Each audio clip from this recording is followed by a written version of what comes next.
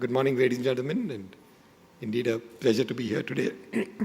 Very thankful to NASSCOM Foundation, WAR India and SPO India for inviting me, and of course all the other organizers who are here. I just wanted to spend a few minutes and share a few thoughts with you on the broader aspects of CSR. We just heard a very, very interesting discussion on a specific part of it, and I want to compliment Charu and all the panelists for a really first-rate discussion. It's rare to see such insight in a brief period coming through. I want to take you first, though, to a broader level and then come back and make a few comments on what we just heard. We have today a mix of people here today, probably very few, but maybe some from government, but certainly from industry and CSOs. And even amongst these, there have been differing kinds of perspectives. When the CSR law first came into force, many of my friends in industry, in fact, I would say an overwhelming majority of them, felt that this is terrible. I mean, what is this? This is something which comes out of our profits. It should be left to us. If we want to do something good, we will, and many of us do. But why is the government mandating this? How can you mandate such a thing? There are lots of questions, lots of doubts, lots of issues.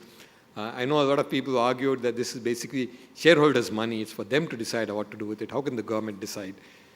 On the other hand, there were many of my friends from the CSO community, the civil service organizations, who felt that, one, this was necessary, that businesses make a lot of profits and don't do anything for the community.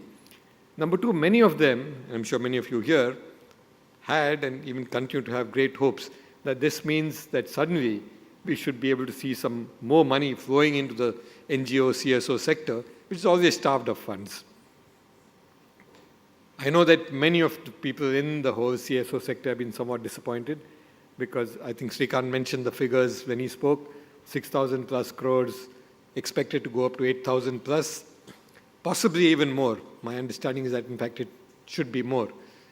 But a lot of that has been used by companies through their own foundations, their own trusts, their own organizations.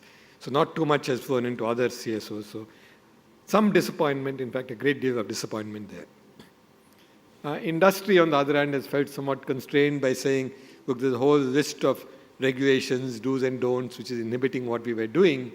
And instead of encouraging us to go and do new things, this puts a lot of constraints on us. And we have to do it, so we will do it. But there are too many issues involved. I think the first year in this has been a learning experience. And to the government's credit, as I said, I don't know if there are many people from government here, but their credit, they did begin to see this, and about a year ago, they set up a committee, a so-called high-level committee, which looked at some of the issues and said, how can we make it easier on all sides to see that this law is now in place, but how is it used well, how is it put into place effectively, how do we minimize the friction and difficulties and make sure that good comes out of it. I was a member of that committee, and we made some recommendations. Some of you may have seen the report, some good, some maybe a bit unhappy with them. But I think the whole process was to try and facilitate it. Just want to pick a few things from there and then talk of some of the other aspects of CSR. The first, and I think to me this is one of the important parts, there were doubts earlier about whether companies are required to spend the 2% themselves for their own programs and projects which they see approved by their board, monitored by their board, which is a requirement in the law, which implied or was interpreted by many companies to say that you can't pool money. Now, we have strongly recommended, and I'm yet waiting for a final government view on this, and I don't think it's come, but maybe I'm not up to date on that. We have strongly recommended that we allow a pooling of money, particularly because a large number of companies, in terms of the 2%, will have small amounts of money to put out into the CSR kitty, and that may not be viable for a full-fledged proper program. And instead of being subcritical, if a number of companies get together, they can do something that creates a real impact. And I think this is one part I want to share with colleagues from industry here and encourage you to do, that can you look at programs where you work collaboratively with other companies to try and pool your money for a common thing. Many of you are looking at specific areas, and you might find other industries, other companies that are willing to do the same thing in the same geographical area, in the same thematic area. And I think if you can get together and work jointly, it will certainly create a bigger impact. It will be more visible. It will create a better sort of sense of it. And obviously, as I don't have to tell the industry this, your overheads get reduced automatically because you don't require as much. You're doing one program on this. The other recommendation, which I just want to flag, is that many people felt that the kind of overhead allowed for this was too small, both for NGOs and for the companies themselves. And we have recommended increasing that amount.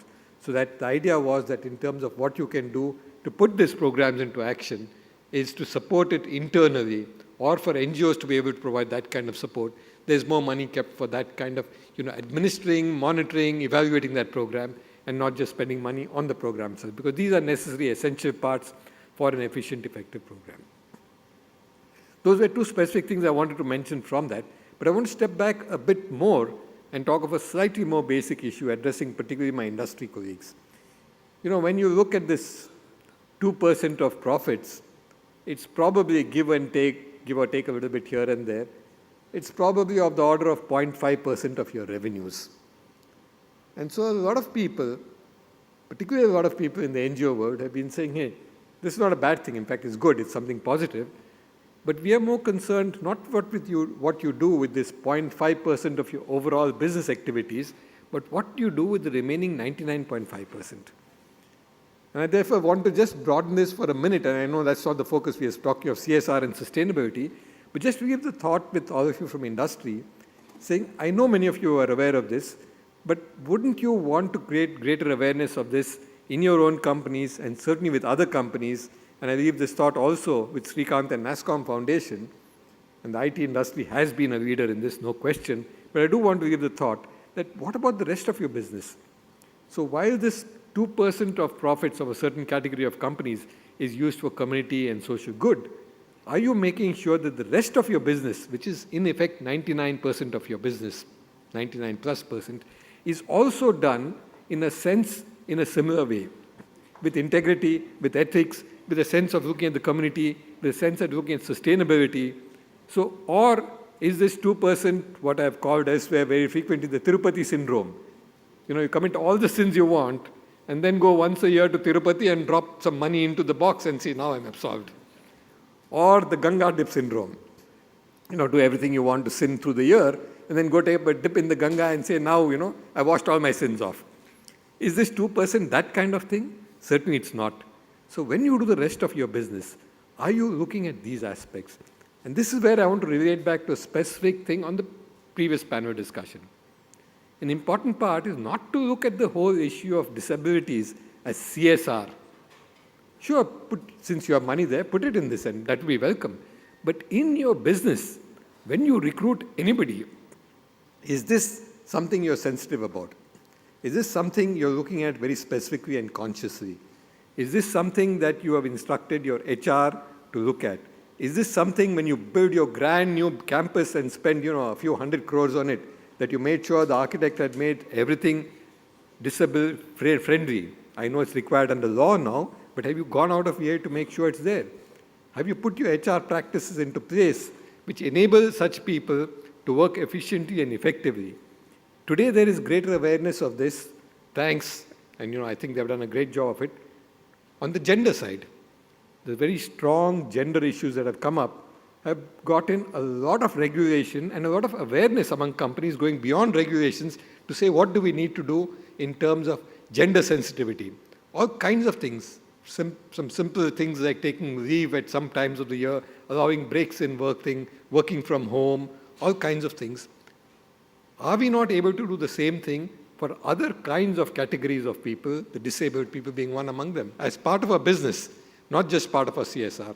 I think this is one thing we need to look at. And from that, I want to go back to the bigger picture. This is one part because we just spoke about it. But the same way, for companies that are doing other kinds of things, and we saw a very good documentary on e-waste. What is the responsibility of your company on e-waste? And I can tell you that personally, I know companies that look at this as a nuisance. And many people in the company, top management may be well-intentioned, but at some lower level, this becomes a disposal issue. And how do you do disposals? Inherited possibly, and I don't mean this as a criticism, but from the government, you go out and put a tender. So, I've got 100 computers to dispose of. So, bid for them. And that's completely the wrong way. Because it's your responsibility Sometimes today, I know people do pay to take them off because, as you saw in the documentary, there's also value in e-waste. And I know there are good people who extract gold, platinum, all kinds of things from that. But sometimes you may have to pay to get your e-waste taken away. And that's part of your responsibility. It's part of your business responsibility to make sure that your e-waste is disposed of ethically and properly, and not to some guy who picks it up and dismantles it and breaks it up in some little shop in Delhi and burns some of it and takes out the rest of it. That's completely unethical. And is your company making sure that you follow the ethical practices of how you're disposing your e-waste? I'd request each of you to go back and check and make sure that are you following the best practices in this. Otherwise, it becomes a low-level problem where somebody is charged with saying, hey, get rid of all the old computers. So fine, some of you go and Srikanth keeps badgering you, so you give him some computers and say, these others are not in working condition, they're very bad, so let me just junk them. So you give it to the kabadi wala, and you know what a kabadi wala will do with it. He'll do what he's trained to do. He'll take out some stuff and chuck the rest. And the rest then goes somewhere else and goes into a landfill where the cadmium and mercury will lie around and poison your own water, which you will drink sometime in your home. Keep that in mind. So I think the responsibility of industry goes beyond what has been defined in 2%. And CSR is not just about the 2%. It's not the money which the law requires you to put into something. It extends to how you work as a corporate. And I think that is the sense of the corporate social responsibility theme which we should take back. The 2% is a government law, it's a requirement, you do it to comply. Hopefully none of you do it, but sometimes a tick in the box. And I know one or two companies who tell me 2%, it's a nuisance, But I write a check at the end of the year to the Prime Minister's Relief Fund and get done with it. And I think this is the worst way of dealing with it. The reason the 2% came about, in many, many people, and the government's real intent behind it, is not to add a tax on you, They could have just put an additional 0.1% to the corporate tax and got the same amount of money and used it as they wanted to. The idea was that corporates have special distinctive capabilities. Distinctive capabilities in managing efficiently, in knowing the customer, as we all take pride in saying we know our customer, we work with customers, customer satisfaction, customer delight. So you know your customers, you know where you're dealing with. You have great systems of feedback, you work in a community, you deal with them. And therefore, the sense was the corporates are the best placed, either in the area they're familiar with or in the work area they're familiar with, to do good work most efficiently, most effectively, and also, very importantly, to do it innovatively, to come up with new things which large government schemes, by their very nature, rarely do. They can't innovate. They're made as a template with one size fits all. Can companies come up with new innovative ways in health, in education, in cleanliness, in sanitation, in any area?